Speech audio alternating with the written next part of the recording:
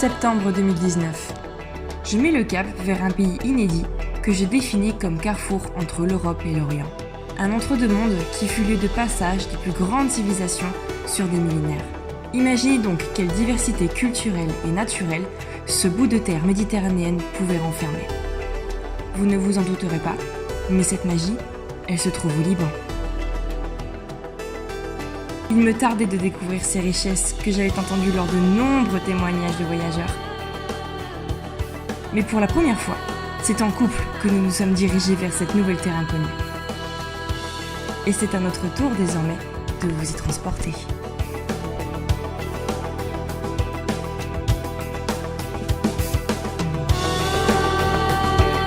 C'est à bord de notre Renault Sandero de compétition que nous nous sommes aventurés au plus profond dans les terres. Car après Beyrouth, ce qui fait avant tout la réputation du pays, c'est la région du Mont Liban.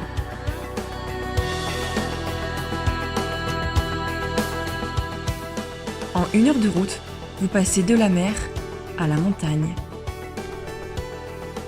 Nichée au cœur de ces merveilles naturelles, se trouve la forêt des Cèdres de Dieu, dernier vestige des cèdres centenaires qui couvraient autrefois très largement le pays. Cette forêt est désormais bien protégée et classée au patrimoine mondial de l'UNESCO. Et j'ai pu repartir avec mon petit bout de cèdre de Dieu. Cette région du Liban est tout aussi intrigante pour son autre secret qu'elle renferme. Non loin de la forêt des Cèdres de Dieu se trouve la vallée de Qadisha, indéniablement mon endroit préféré du pays. C'est sur les immenses falaises rocheuses de ce havre de paix que se cache une importante concentration d'ermitages et de monastères chrétiens. Et croyez-moi, cette spiritualité se ressent sur chaque flanc de roche. Le Liban a la particularité d'être une mosaïque culturelle. D'une région à l'autre, les églises laissent peu à peu place aux mosquées et ce sont d'autres monuments qui se dressent devant nous. Tout au long de notre voyage, nous étions confrontés à un réel contraste religieux. Personnellement, j'ai été assez fascinée par la découverte de l'architecture musulmane, une architecture dont j'étais finalement assez peu familière. Et bien sûr, le respect des coutumes et de rigueur. On se prête au jeu, et la découverte en vaut vraiment la peine.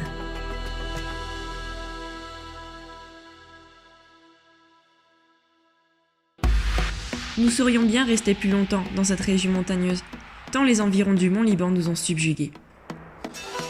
Cependant, d'autres horizons s'offraient à nous. Il nous fallait donc quitter les vallées pour rejoindre les villes bordant la Méditerranée. La spiritualité de l'arrière-pays allait laisser place aux folies et joyeux vacarmes des centres agités.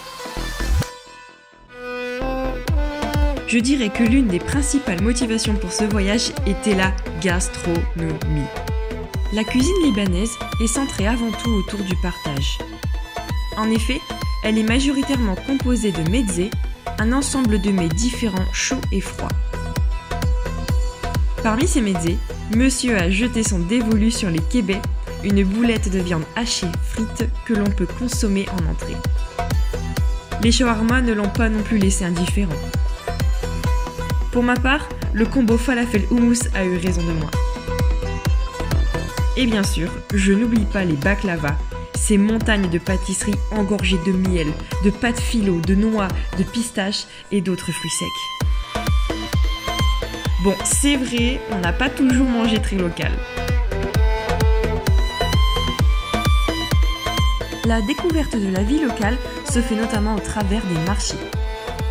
Tous vos sens seront en ébullition face à ce savant mélange d'odeurs épicées, de matières douces et délicates, de couleurs vives et de bruits de conversation parsemés. Et évidemment, vos papilles n'en seront pas lésées.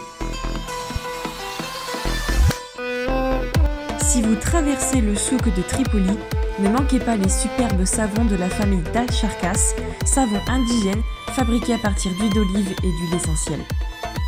Elle est l'une des dernières familles à concevoir du savon tout en respectant encore les traditions ancestrales. Pour dire, le savon est poli à la main. Lavande, citron, jasmin, rose, ces odeurs délicates se retrouvent ainsi sous de nombreuses formes et couleurs. Et si vous souhaitez le temps d'un instant échappez à l'agitation des villes, la côte méditerranéenne vous offrira volontiers un moment de répit.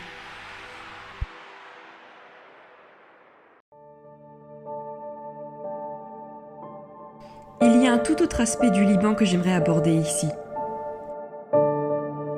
Grâce à sa situation géographique, le Liban a vu passer de nombreuses civilisations,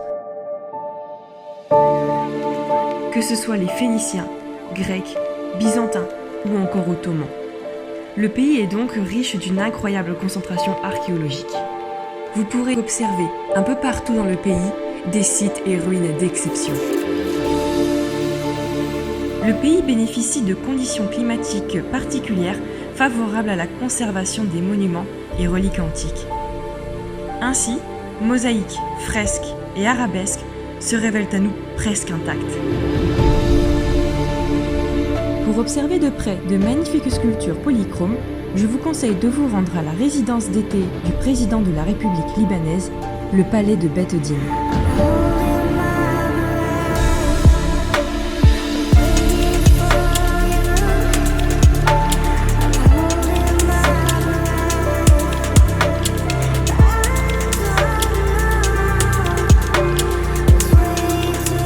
Mais la splendeur du patrimoine archéologique libanais ne s'arrête pas là.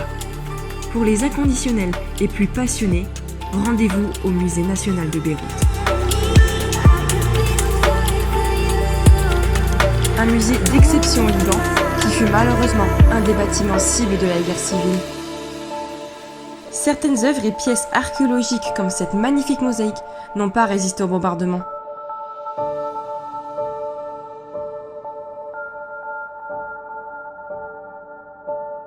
Cependant, il faut souligner le dispositif exceptionnel qui était mis en place à l'époque pour protéger toutes ces pièces historiques. Les traces de ce lourd passé sont également observables dans d'autres parties du pays, que ce soit dans le Mont Liban ou Beyrouth elle-même. Mais tel un phénix, le Liban et Beyrouth ont su renaître de leurs cendres et savent aujourd'hui se dresser fièrement face au bord de la Méditerranée. Ah, Beyrouth, je ne saurais expliquer pourquoi cette ville m'a tant comblé. Peut-être est-ce à cause de son atmosphère à la fois paisible et débordée?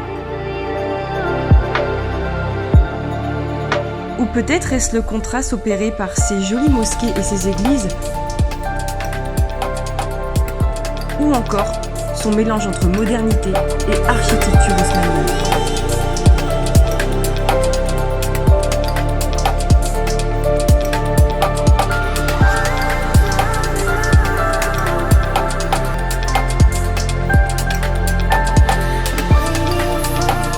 À mon sens, il reste encore aujourd'hui trop de préjugés et de mauvaises presses concernant le Liban, et je trouve cela vraiment dommage. Si je fais avant tout cette vidéo, c'est pour changer votre regard sur ce magnifique pays encore trop peu connu des voyageurs. Essayez donc de ne pas vous attarder sur ces « on dit ». Faites donc comme nous, prenez votre backpack et partez explorer toutes ces jolies routes libanaises.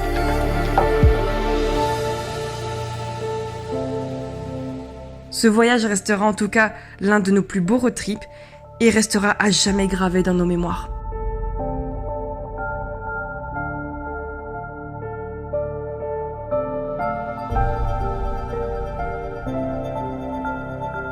Je tiens aussi, par le biais de cette vidéo, rendre à ma manière hommage aux familles des nombreuses victimes qui ont malheureusement perdu la vie dans le triste événement du 4 août 2020.